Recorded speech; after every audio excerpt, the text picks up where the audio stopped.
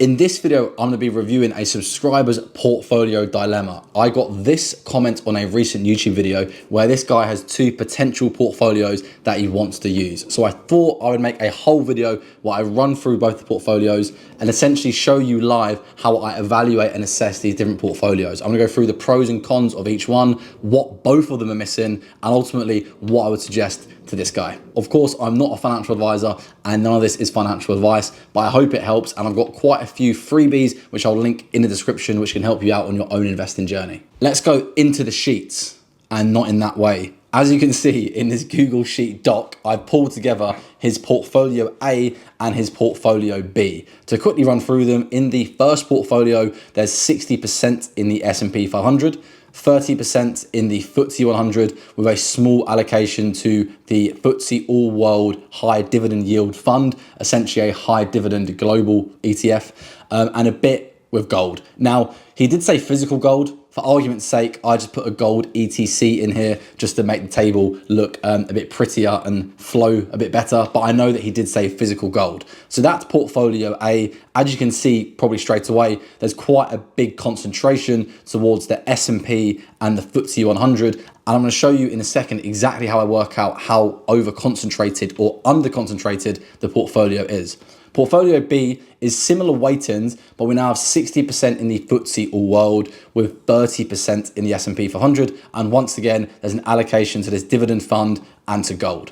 If I then jump to the next tab, I've actually worked out the average weighted fee of both of these portfolios. Now, portfolio A honestly has a tiny average weighted fee that's smaller than mine, and not in that way, although I've not compared with this guy. Maybe that'll be some premium content on a different channel, but you can see he's got a tiny, absolute rock bottom 0.08% fee. And if he was making these investments on a zero commission platform, Trading 212, Invest Engine, Free Trade, then at the time of recording, hopefully if you're watching this in the future, those platforms haven't increased their fees. But if he's making those investments on a DIY platform, then that is literally his cost of investing almost. So it's absolutely tiny. Portfolio B has got a slightly higher average weighted fee, but once again, it's still rock bottom. And the way that I've worked out these fees is just by looking at the allocation compared to the ongoing ETF fees and working out the WACC, if anyone is a bit of a finance nerd, but essentially the weighted average.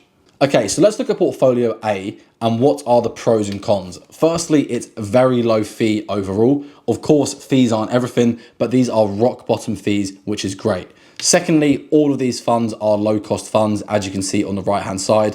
The global fund is a bit more high fee, but you normally pay slightly higher fees for more diversification. Overall though, all the funds are good low cost ETFs. All of the funds also accumulation, which is a more hands-off approach to investing because all the dividends are going to be reinvested automatically back into the fund. He's also diversified across two different fund providers, Vanguard and iShares. Not that that matters too much because they're such large companies with trillions under management. They're the two largest asset managers, but some people who are a bit nervous do like to diversify across platforms and also across fund providers. However, the main con is really the over concentration in the US and UK stocks, as we're going to come on to in a second. Particularly, there's a massive over concentration with UK stocks. He's really in this first portfolio only investing into two countries, the US and the UK. The 5% allocation to this global dividend fund is a bit pointless in my opinion, and that really applies to both of these portfolios. But the main con really is that he's missing out on quite a large portion of the rest of the world and the stocks available from around the world if he was more globally diversified. Now onto portfolio B down here. What are the pros? It's still a very low fee approach, although it is slightly higher than portfolio A. Once again, all of these are low fee funds. They're all accumulation, so it's more hands off. But in this portfolio B's case, we're actually more globally diversified because more of the weighting is towards the FTSE All World, which is a low-cost global ETF. The cons is higher fee than platform A. There is still a little bit of overlap here that we're going to come onto, and that is a very common mistake if not done intentionally. Okay, let's now actually finally talk about this concentration. And now here you're going to see some colors, the green and the red. The red is quite harsh, in fairness, burst out onto the screen. So what I've worked out is the concentration in US stocks and in UK stocks. So with the US stocks, he's actually, whether it's by luck or on purpose, pretty much perfectly in line with the market cap weight of the US in the global stock market. If you look here at BWRP, a market weighted global fund, you can see US stocks make up about 62%. That is actually very similar in this guy's portfolio. How I've worked it out is I've taken his allocation to the S&P 500, which is fully US stocks, and I've then also worked out the part of the FTSE All World High Dividend Yield Fund that is in US stocks. It's 40% US stocks. So in total, he's 62% in portfolio A in US stocks. That part is fine. The bit that might not be fine, if not intentional, is this very red section down here. He's actually 30% or just over 30% in UK stocks. So I'm telling you now, mate, you are very overweight. Not in that way, in terms of your US stocks. You're literally 10 times, I haven't seen this guy's size, so he might be overweight. Hopefully not, obviously, for health reasons, but we're talking about financial stuff here, so I'll leave that to the fitness YouTubers. But you can see here, he's 10 times, nearly 10 times overweight UK stocks. So what does this mean? It means that the UK performs well relative to the US, as this is essentially a UK and US portfolio, then he'll do better, but also vice versa. If the UK starts lagging, which it sort of really has been for most of the last decade or two compared to US stocks, then he'll get subpar returns. If I now scroll down to portfolio B, we've got some oranges here because he is still slightly out of line with market weights, but he is more in line. Of course, with this portfolio, we've got the FTSE All World, which is dominated by US stocks, roughly 62%, which means his concentration in US stocks, taking account of these three funds that he's got, is 69%. No comment. So that essentially means he's slightly overweight US stocks. When it comes to the UK, he's actually now slightly underweight UK stocks just because of the market weights of the UK in these two global funds. You know, probably know I'm getting to this, but I personally prefer this type of portfolio approach because it's more market cap weighted to each country, and it also includes a global fund. So you're investing in every corner of the world. So what is my preference? You can probably see here with this massive trophy, it is portfolio B. However, I have another alternative if I scroll down here with two trophies, and it is the MMS portfolio C. I've cleaned up the portfolio so there's just two investments. We have the FTSE All World making up 95%, and then the physical gold or gold ETC making up the remainder, the last 5%. What are the pros of this approach? Well, there's no overlap and it's more market cap weighted, so it's ultimately better diversified. And I think it's just simpler, and the simpler you can keep it, the easier it is to stick to it for the long term. The main cons, the average fee is obviously going to be much higher than both of those two previous portfolios because global funds generally have higher fees because they offer additional diversification, and also it is much more boring. You've literally really got just one fund for stock exposure in your portfolio. Another potential even better portfolio option could be this MMS portfolio D, and here I've actually changed the low cost global fund to the ACWI ETF from State Street, which has a lower fee. So now your average weighted fee is just going to be 0.12%. That's my preference, but let me give this guy some overall guidance, and hopefully you might be able to apply this to your own investments and your own portfolio.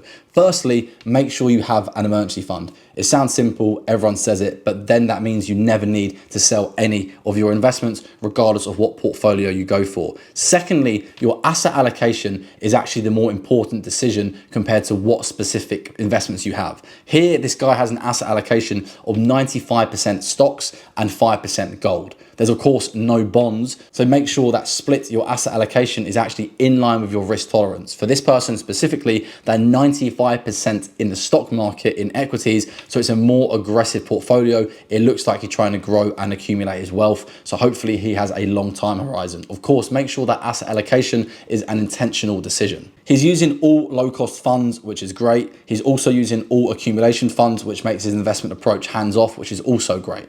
Now, we have spoken about the overlap and the concentration in the portfolio. Listen, I think with that, just make sure it's intentional. A lot of people add ETFs in for the sake of it and then don't realize how over-concentrated or overexposed they are to certain countries, industries, or individual companies. So if you do add ETFs into your portfolio, just make sure it's on purpose and not just for the sake of it or because someone online like me said so. The VHYG fund also seems a little bit pointless just because it's got such a small allocation. You honestly can get around a lot of these different funds that he's chosen just by using a low-cost global ETF. And I mean, if you really are concerned about the higher fees of global funds, you actually can create a 2-fund or a 5-fund manual global ETF yourself using a trading 212 Pi, for example. That is lower fee, but it does require some auto rebalancing. Whereas with the higher fees, whereas by using an individual single market cap weighted global ETF, although the fees are higher, it's the only fund that you need and all the auto rebalancing is done for you. The one thing both of these portfolios is missing is small cap stocks. One issue with the low cost global ETFs, most of them on the market right now, there's only large and medium sized companies in them. There's no small cap stocks. So if he wanted to, he could add in a global small cap stock ETF to then get exposure to that size of company. And then he really is as diversified as possible. Of course, I'm not a financial advisor, but I'll put a couple of good options on the screen so you can go away and do your own research if that also applies to you. For the person whose portfolio dilemma this was, I hope this video is helpful. For those people who are watching who this isn't their portfolio, hopefully it was still helpful and you can take away a few bits and pieces and potentially apply it to your own portfolio. And also, even if you can't because your portfolio is perfectly set up, you might just like being nosy. I know I do as well. So yeah, hopefully even if you didn't actually change anything with your own portfolio, you enjoyed the nosy side of things. And if you want to be even more nosy, click this video here where I roasted a load of different subscriber portfolios and gave them some more tips on how they could improve their current investments.